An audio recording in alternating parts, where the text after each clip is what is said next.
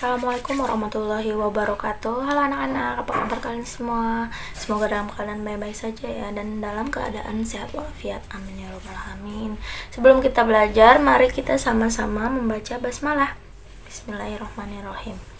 Baik, kemarin kita sudah membahas mengenai matematika ya. Kita lanjut ke halaman selanjutnya. Nah, kemarin kan sampai di halaman 30 di buku 2C. Nah, di halaman 30 di situ kan tugasnya telah Ibu berikan ada kan. Nah, itu sudah Ibu nilai ya beberapa siswa. Kemudian di situ ada menjelaskan ungkapan permintaan tolong. Ibu sudah menjelaskan ya di sekolah hari Jumat yang lalu. Cuman Ibu akan menjelaskan mengulang lagi untuk siapa tahu ada yang masih belum paham seperti itu ya. Jadi ungkapan permintaan tolong itu kita harus meminta dengan sopan dan santun, apalagi dengan orang yang lebih tua dari kita ya. Begitu juga dengan teman, harus sopan, jangan malah seperti ini ya. Tolong dong ambilin itu, aku capek nih, kayak gitu misalkan. Itu tidak boleh ya, harus secara sopan dan santun. Contohnya seperti misalkan namanya Dewi, aku boleh minta tolong nggak, pulpen aku jatuh atau pensil aku jatuh, seperti itu ya.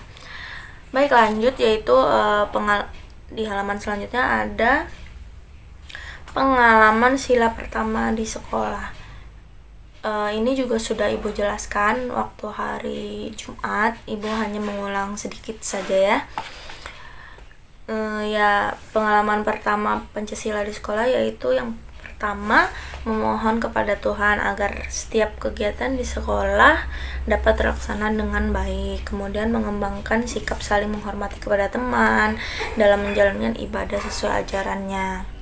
Karena kita sesama muslim di sekolah, jadi misalkan ada yang berpuasa, kita harus menghargainya, tidak boleh makan di depannya, seperti itu ya. Lanjut, membina kerukunan dengan teman walaupun berbeda agama. Nah, mau berbeda agama ataupun sama juga kita harus membina kerukunan. Membina kerukunan itu apa? Kita harus saling menganggap teman kita itu seperti saudara ya. Seperti kita itu tidak boleh berkelahi kepada teman kita di kelas, seperti itu ya.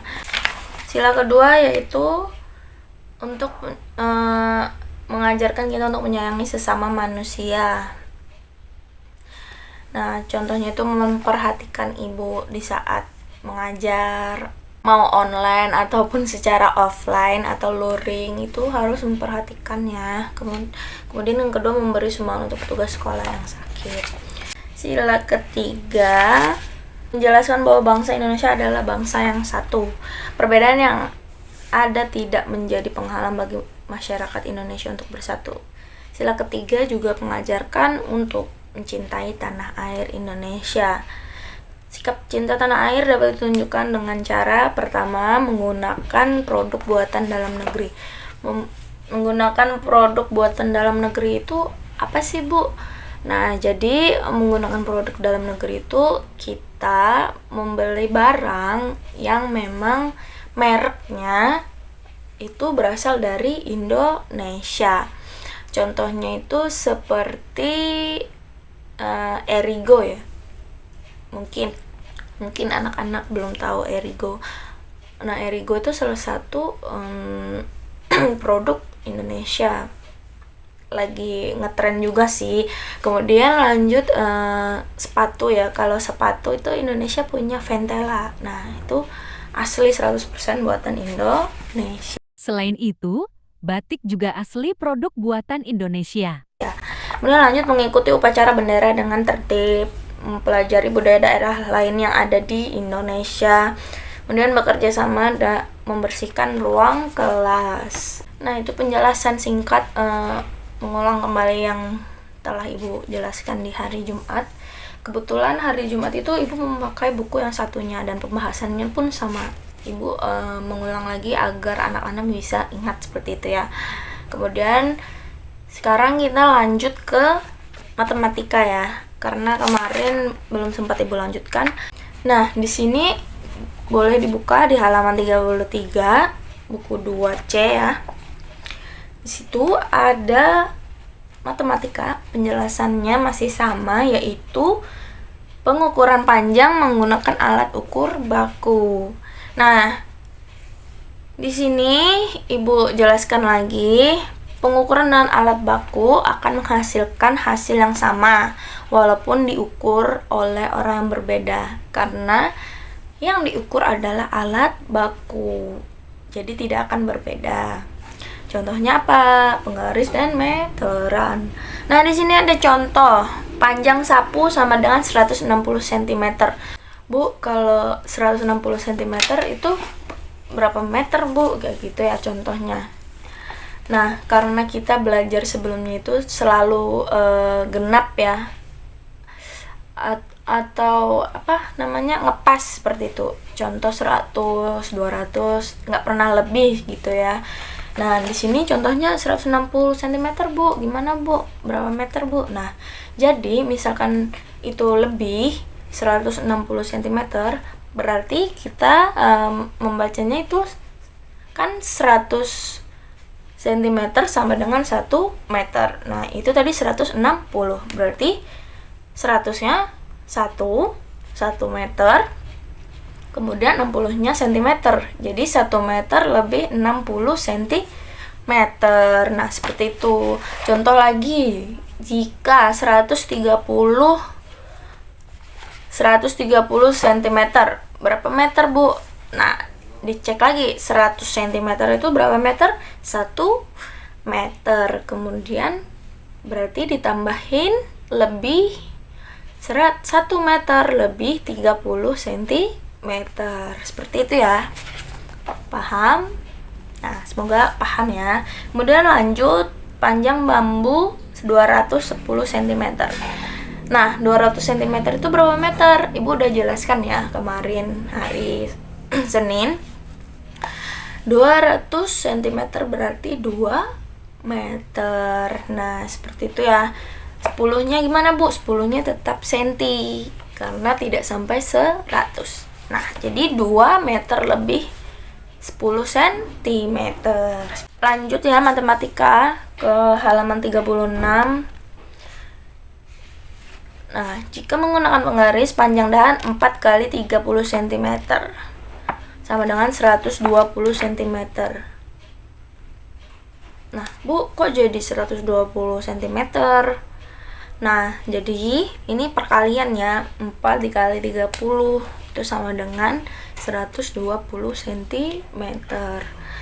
Kemudian jika diukur menggunakan meteran, maka panjang dahan 1 meter lebih 20 cm. Berapa itu 1 meter lebih 20 cm? 1 meter sama dengan 100. Berarti 120 cm. Kemudian 1 meter lebih 20 cm ya tadi ya. Baik. Ada contohnya di sini di halaman 36. Baik, kemudian lanjut ke seni budaya. Seni budaya ini membahas mengenai membuat vas bunga dari tanah liat. Nah, salah satu bahan alam yang mudah ditemukan di sekitar kita adalah tanah liat. Anak-anak mungkin tahu ya tanah liat itu seperti apa. Kalau di sini agak susah sih udah nyarinya ya. Ibu aja dulu mencari tanah liat itu di dekat-dekat pinggiran di arah jalan jembatan Kahayan ya, jauh sekali. Jadi agak susah itu waktu ibu zaman masih sekolah di SMA. Tuh, kemudian tanah liat dapat dibuat menjadi bahan kerajinan. Tanah liat banyak digunakan karena sifatnya lunak dan mudah dibentuk. Tapi kita akan kotor-kotoran seperti itu ya. Tapi kita tidak akan praktik mengenai tanah liat karena ibu sudah memberikan tugas menggunakan itu ya, biji tumbuhannya. Kita tidak praktik dengan tanah liat karena akan mengotori kelas. Kemudian di sini ada kerajinan dari daun kelapa. Kalian tahu ketupat?